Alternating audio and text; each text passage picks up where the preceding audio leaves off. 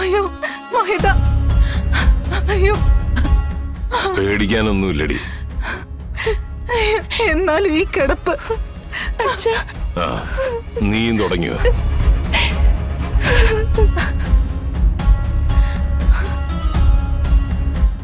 ശിവൻ ഏട്ടൻ വിവരങ്ങളൊന്നും അറിഞ്ഞിട്ടില്ല അച്ഛാ. വിളിച്ചിട്ട് കിട്ടുന്നുമില്ല. അറിഞ്ഞാലും അവൻ വരുമൊന്നുമില്ല. ഞാനിപ്പോ അവന്റെ ശത്രുവല്ലേ. എന്താ ഈ പറയുന്നത്? അച്ഛനും മോനും ഒന്നും രണ്ടും പറയുന്നതിനിടയ്ക്ക് എന്ത് ശത്രുത ഇരിക്കുന്നു? അതൊക്കെ എല്ലാ വീട്ടിലും ഉള്ളതല്ലേ. ഏട്ടൻ വിവരം അറിയാഞ്ഞിട്ടാ അച്ഛാ, അല്ലെങ്കിൽ ഏട്ടൻ ഇവിടെ ഉണ്ടായേനെ. എന്തിനാ മോളെ കള്ളം പറയുന്നേ? അവൻ വരില്ല, എനിക്ക് ഉറപ്പുണ്ട്. അതെ, ഡോക്ടർ വരാറായി. നിങ്ങളൊന്ന് പുറത്തേക്ക് നിൽക്കേ. മഹേട്ടാ, അയ്യോ. നീ വിഷമിക്കണ്ട, എനിക്കൊന്നുമില്ല. നിങ്ങളെ വഴക്കിട്ട് പുറത്താക്കിയപ്പോ എന്നാ പിന്നെ യവനിട്ട് ചെറിയ ഒരു പണി വെച്ചേക്കാവുന്ന ഈശ്വരനും തീരുമാനിച്ചു, അത്രേ ഉള്ളൂ. പണ്ടൊക്കെ ദൈവം പിന്നെ പിന്നെയായിരുന്നു. ഇപ്പൊ സ്പോട്ടിൽ തരും പണി. കണ്ടില്ലേ കിടക്കുന്ന കിടപ്പ്? അധികം സംസാരിക്കണ്ട അച്ഛാ. ഇപ്പോഴാ മോളെ എന്തെങ്കിലും ഒന്ന് സംസാരിച്ചു തുടങ്ങിയത്. ദേവി, ഇത് നിങ്ങൾ രണ്ടുപേരും ഒന്ന് പുറത്തേക്ക് നിൽക്കണം.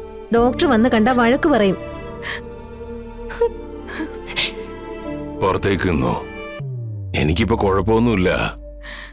മഹേട്ടാ,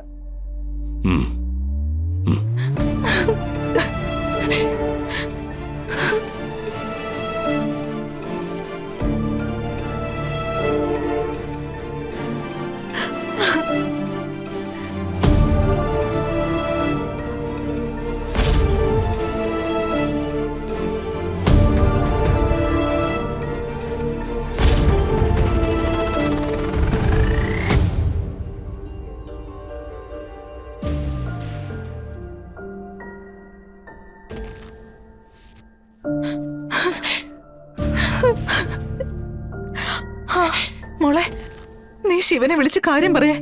മഹേട്ടൻ അവനെ കാണുന്നുണ്ട്. അവൻ എവിടെയാണോ ആവോ. ഈശ്വര.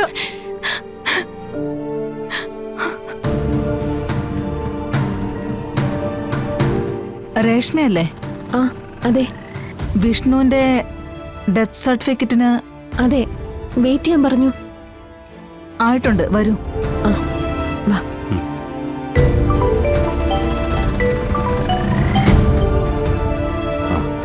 ചന്ദ്ര പറഞ്ഞോ. ഏട്ടാ, അച്ഛൻ ഇന്നലെ രാത്രി ഒരു ആക്സിഡന്റ് ഉണ്ടായി. ആക്സിഡന്റോ? എന്നിട്ട്? ഹോസ്പിറ്റലില് ഏട്ടനെ തിരക്കുന്നുണ്ട്. എത്രയും പെട്ടെന്ന് ഇവിടെ എത്തണം. മോളെ, ഞാൻ കുറച്ച് ദൂരെയാണല്ലോ. എങ്ങനെയെങ്കിലും ഇവിടെ എത്തണം. ഏട്ടൻ അറിഞ്ഞിട്ടോ അച്ഛനോടുള്ള വഴക്ക് കൊണ്ട് വരാത്തെന്ന് അച്ഛൻ വിചാരിച്ചിരിക്കുക. ആ വഴക്ക് കൂടി മാറ്റാൻ ഇതൊരു ചാൻസ് ആയിട്ടാ. ഞാൻ ദാ ഇവിടെ നിന്ന് ഇറങ്ങിയ നേരെ അങ്ങോട്ടാ വരുന്നത്. മോളെ, എന്താ അവൻ പറഞ്ഞത്? വരും. ആ